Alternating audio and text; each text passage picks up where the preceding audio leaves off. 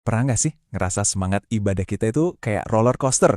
Kadang lagi di puncak, semangat banget, tapi besoknya, aduh, rasanya berat banget kayak lagi drop. Kalau pernah, tenang aja, Anda nggak sendirian. Itu manusiawi banget. Dan justru karena itulah, obrolan kita hari ini jadi super relevan. Dan untuk roller coaster iman tadi, solusinya adalah istiqomah. Istiqomah ini bukan cuma sekedar kata loh. Ini tuh sebuah komitmen dari hati buat terus lurus aja jalannya. Nggak belok-belok, kegoda sama hal-hal lain. Intinya satu, konsisten. Oke, kita coba bedah lebih dalam lagi ya, apa sih sebenarnya istiqomah itu? Karena ternyata maknanya itu dalam banget, lebih dari yang kelihatan di permukaan aja. Jadi gini, istiqomah itu punya dua sisi kayak koin gitu. Ada sisi luar, yaitu amalan yang kelihatan mata, misalnya sholat kita, puasa kita. Tapi ada juga sisi dalamnya, amalan batin yang justru jadi fondasinya. Nah ini nih yang ada di hati. Rasa ikhlas, keyakinan tauhid yang kuat, tawakal, sama niat yang lurus.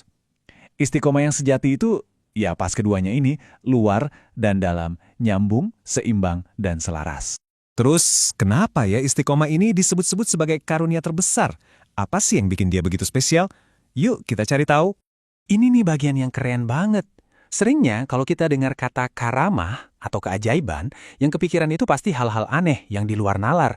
Padahal, karamah terbesar yang sesungguhnya itu bukan hal-hal kayak gitu. Tapi apa? Kemampuan kita untuk terus konsisten beribadah. Setiap hari, tanpa putus. Nah, itu dia keajaiban yang sebenarnya. Dan coba bayangin deh, ganjaran buat orang yang bisa istiqomah itu luar biasa. Di saat-saat paling krusial dalam hidup kita, akan datang kabar gembira yang bikin hati adem banget.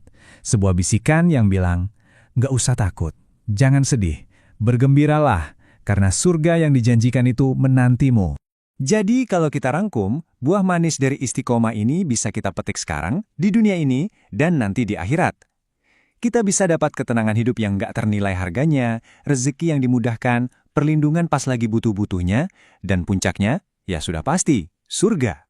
Oke, sekarang ke bagian yang paling penting. Gimana caranya? Gimana caranya biar kita bisa istiqomah? Ini bukan cuma teori doang loh, ada langkah-langkah praktis yang bisa banget kita coba terapkan. Ada 4 langkah kunci nih. Pertama, niatnya dilurusin dulu. Semua yang kita lakuin, pastikan murni buat Allah aja. Kedua, belajar ilmu agama. Biar nggak salah jalan kan? Ilmu itu kayak GPS-nya kita.